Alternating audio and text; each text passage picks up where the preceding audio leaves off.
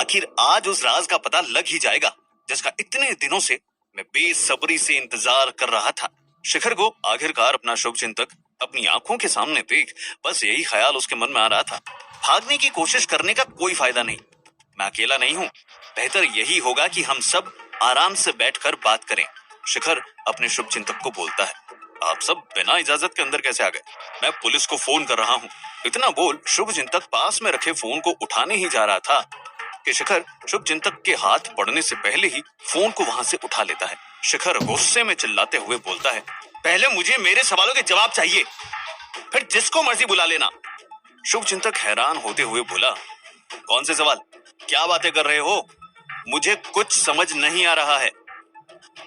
शिखर शुभचिंतक के करीब आते हुए पूछता है, मैं तो तुझे जानता भी नहीं, ना ही कभी जिंदगी में तुझसे मिला, फिर तूने मुझे ये 50 करोड़ रुपए क्यों दिए? 50 करोड़ रुपए? तुम्हें देना छोड़ो, इतनी बड़ी रकम तो मैंने भी अपनी जिंदगी में कभी एक साथ देखा भी नहीं है। शुभचिंतक चौंकते हुए बोलता है, कल सामने आकर खुद तुमने शुभचिंतक होने की बात कबूल की है और अब नाटक कर रहे हो। शिखर अपनी आवाज ऊंची करते हुए बोलता है, अब वो तो मुझे पैसे देकर बोलने को बोला गया था, मैं तो बस एक अभिनेता हूँ। शुभचिंतक मासूमियत भरे आवाज में बोला। शिखर को यह सुनकर गुस्सा आता है और वो सीधा उसका कॉलर पकड़ लेता है। क्या मजाक चल रहा है ये?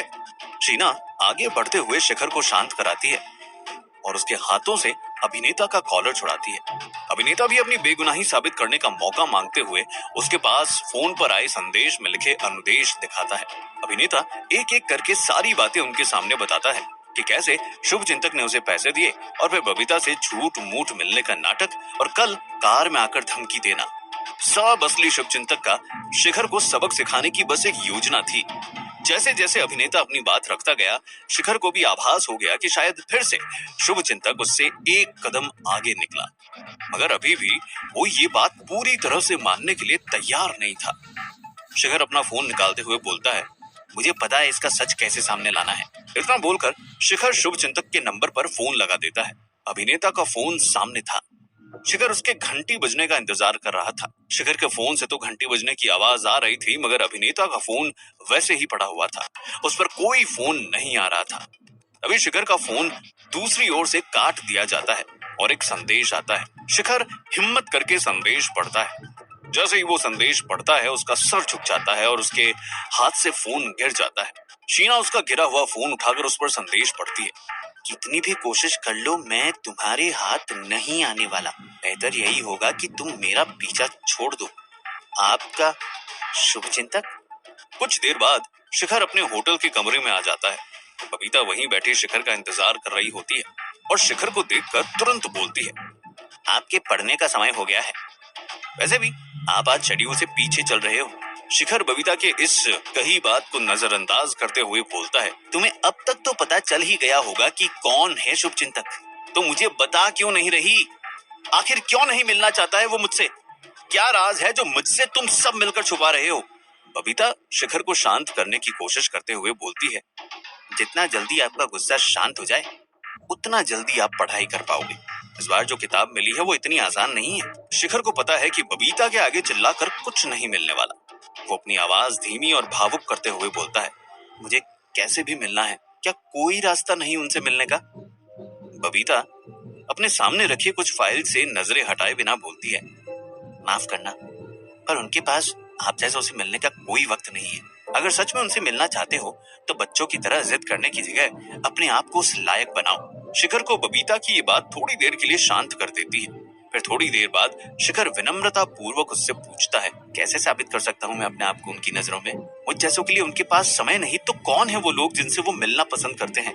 मैं अपने आप को वैसा बना के दिखाऊंगा। बबीता सरलता से जवाब देती है, बस नामी व्यापारी और बिजनेसमैन मिलते हैं, इनके अलावा किसी और का उनसे मिलना मुमकिन नहीं है। शिखर भी अपनी आंखों में चमक लिए बोलता है, फिर तो मैं भी ये टेस्ट पास करके दिखाऊंगा। शिखर किताबों के बीच एक बिजनेस मैगजीन निकालता है और बबीता को दिखाते हुए बोलता है, अगर इस पत्रिका में मेरी तस्वीर और मेरा नाम इन सब के साथ आता है तो क्या फिर वो मुझसे मिलेंगे? बबीता बोलती है, ऐसे मिलेंगे या नहीं ये तो नहीं पता, मगर हाँ इतना पता है कि ये पत्रिका हर साल एक अवार्ड का कार्यक्रम रखवाती है जिसमें शहर के सारे नामी व्यापारी आते हैं। वो भी आते हैं हर साल इस कार्यक्रम में। अगर आप अपने आप को इस अवार्ड से में जाने का निमंत्रण हासिल कर पाए तो आप उनसे मिल सकते हो। ये सुनते ही मानो शिखर के मन में उम्मीद की एक किरण जाग गई। दोपहर का वक्त है। शिखर अपने कमरे में अकेला बैठा होता है। तभी उसे एक फोन जिसे देखकर वो चौंक पड़ता है, क्योंकि फोन होता है उसके होटल के पुराने मालिक और अनन्या के पिता मिस्टर शाह का। शिखर भी सोच में पड़ जाता है कि आखिर इनका फोन क्यों आ रहा है मुझे। फोन उठाते ही पहले तो मिस्टर शाह शिखर और होटल का हालचाल जानते हैं, फिर सीधा मुद्दे पर आते हुए बोलते हैं, मुझे आपसे एक अनुग्रह करना था। शिखर भी उत्सुकता दिखाते हुए पूछता है, हाँ बताइए प्लीज, मैं आपकी क्या मदद कर सकता हूँ। मिस्टर शाह एक गंभीर आवाज में बोलते हैं, वो दरअसल मैं अभी शहर के बाहर हूँ और अनन्या ने भी अपना हाथ तोड़ लिया है। कुछ काम नहीं किया जा रहा उससे। क्या मैं आपसे ये आग्रह कर सकता हूँ कि जब तक मैं नहीं आ जाता आप उसका ख्याल रख सकते हो। वैसे तो किसी नौकर को भी ये काम करने को बोल सकता था, मगर अनन्या ने तुम्हारी मेरे सामने जितनी तारीफ की, उसे सुन मुझे लगा कि इस काम के लिए तुम ही सही इंसान हो। शिखर ने बिना सोचे मिस्टर शाह को उनके काम के लिए हाँ बोल दिया और उन्हें आश्वासन देने के बाद ही फोन रखा। शिखर तुरंत होटल में अनन्या के कमरे में जाता है। शिखर को कमरे के अंदर आता देखकर अनन्या अपना हाथ झूठा मूठा सहलाना शुरू कर देती है। शिखर आकर अनन्या से पूछता है, क्या हो गया इस हाथ को अब। अनन्या भोली सी आवाज में जवाब देती है, वो कुछ सामान उठाते हुए फिर हाथ पर गिर गया, अब दर्द जो हो रहा है रुक ही नहीं रहा। शिखर आवाज थोड़ा ऊंचा करके बोलता है, क्या जरूरत थी तुम्हें कुछ करने की, किसी को बुला लिया होता। अनन्या जवाब देती है, अब हर छोटी बात के लिए किसी को थोड़ी ना परेशान करूंगी।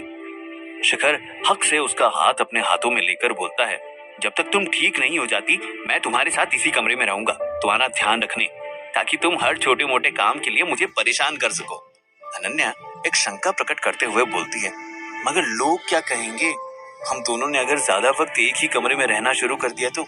शिखर अनन्या की आंखों में आंखें डालकर बोलता है, मिस्टर शाह से मैंने बात कर ली है, उन्हें और मुझे इस बात से कोई दिक्कत नहीं।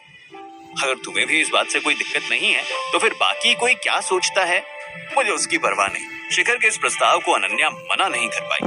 देर रात शिखर अपने कमरे में इधर से उधर चक्कर लगा रहा होता है। उसे देख रवि बोलता है, अब तो तुम नाइट क्लब के मालिक बन चुके हो, हर रात इसी कमरे में गुजारने की जगह एक बार उधर भी चक्कर लगाओ। शिखर एक गंभीर चेहरे के साथ जवाब देता है, शुभ चिंतक से मिलने का ये मौका मैं नहीं गवा सकता, पहले बहुत बार फेल हो चुका हूँ, इस बार फिर से नहीं।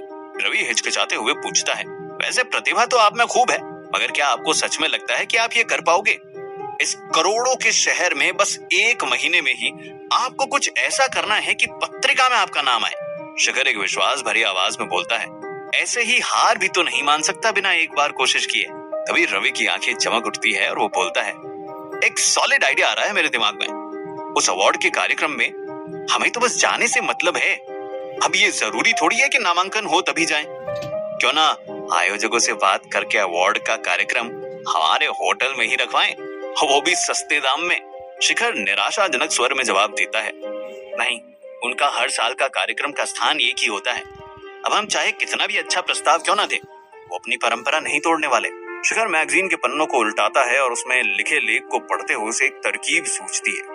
इनका एक अवार्ड है मासिक उच्चतम कारोबार का, इसमें जो भी हर महीने सबसे ज्यादा अपने व्यापार में मुनाफा करता है किसी भी महीने में, उन्हें सम्मानित किया जाता है। एक मिनट, शिखर अपने फोन पर कुछ खोजता है और फिर बोलता है, अगर हम अपने व्यापार में कैसे भी करके 300% का मुनाफा ला सकें तो हमें ये नामांकन मिल जाएगा। रवि फिर एक संदेह पूर्वक स्वर में पूछता है, सोचने में तो अच्छा लग रहा है, पर क्या हम ये कर पाएंगे। शिखर विश्वास पूर्वक स्वर में जवाब देता है, हम कर रहे हैं। रात के वक्त शिखर अनन्या की आंखें बंद करवाए उसे सीढ़ियों की ओर ले जा रहा था। एकदम सीढ़ियों के पास पहुंचकर शिखर अनन्या को उसकी आंखें खोलने को बोलता है और अनन्या जैसे ही अपनी आंखें खोलती है, खुशी से उसकी आंखें भर आती है। पूरा होटल सजा हुआ था और सीढ़ियों के नीचे खड़े थे उसके दोस्त और बाकी पहचान वाले, जो उसके लिए हैप्पी बर्थडे टू यू गाए जा रहे थे। अनन्या बार बार बस शिखर का शुक्रिया अदा किए जा रही थी उसके जन्मदिन पर यह सारा इंतजाम करने के लिए। अनन्या जैसे ही अपने दोस्तों से बात करने में लग जाती है, शिखर भी पार्टी में आई शीना के पास जाकर उससे बातें करने लगता है।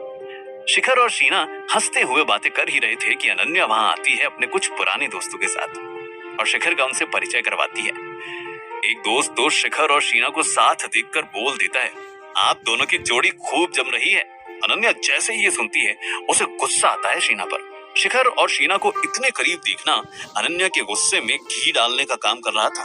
तभी अनन्या की एक दोस्त पूछती है, वैसे अनन्या तू आज तक सिंगल क्यों है? अनन्या शर्माते हुए शिखर की ओर देखकर कुछ बोलने ही वाली थी कि तभी उसके पीछे से एक आवाज आती है, अब तक सिंगल ही हो अनन्या? क्यों, मेरे जैसा और कोई नहीं मिला क्या? यह आवाज अनन्या के पुराने प्रेमी कबीर की थी, जिसे सुनते ही वो परेशान होने लगी और जैसे ही उसे देखा बिना कुछ बोले नजरअंदाज किए वहां से निकल जाती है किसी और से बात करने के लिए। शिखर को भी ये बात अजीब लगती है और वो उस लड़के से बात करने की कोशिश भी करता है, मगर उसे कुछ पता नहीं लगता कबीर और अनन्या के बारे में। अनन्या मौका देखकर शीना को बगल में अकेला ले जाकर कठोर शब्दों में बोलती है, मुझे सब पता है तुम जैसी लड़कियों के बारे में। शिखर भोला भाला है जिसे तुम्हारी चाल समझ नहीं आती है और ऊपर से अमीर भी है, तो तूने सोचा होगा कि अच्छा बकरा मिला है और इसके अच्छे से मजे लूंगी। क्लब में 50 लड़कों के सामने नाचने वाली लड़की से और क्या ही उम्मीद की जा सकती है। शीना की आंखों में आंसू आ चुके थे और वो अनन्या को पलटकर कुछ बोलना नहीं चाहती थी, बहस नहीं करना चाहती थी। अगर ये क्लब या कहीं और होता तो शीना ने अनन्या को उल्टा सुना दिया होता, मगर अनन्या ने जब उसके मन में शिखर के लिए जो प्यार था उसका मजाक उड़ाया, वो शीना सह नहीं पाई और वो चुपचाप अपने आंसू पोंछते हुए होटल से बाहर चली जाती है।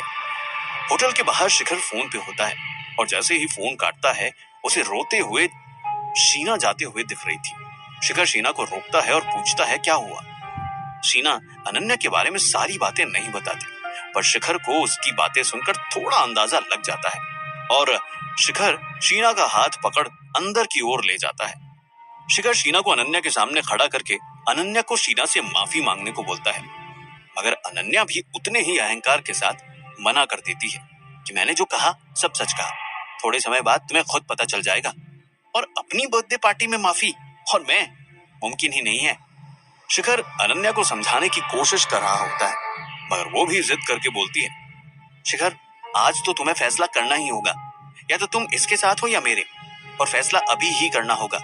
शिखर को समझ नहीं आ रहा कि क्या करे, अब कैसे निकले इस कश्मकश से। किसको चुनेगा शिखर, अनन्या और शीना में से, और क्या उस अवार्ड शो में जाने में सफल होगा शिखर? आगे जानने के लिए सुनते रहिए मिलियनेयर डिलीवरी बॉय।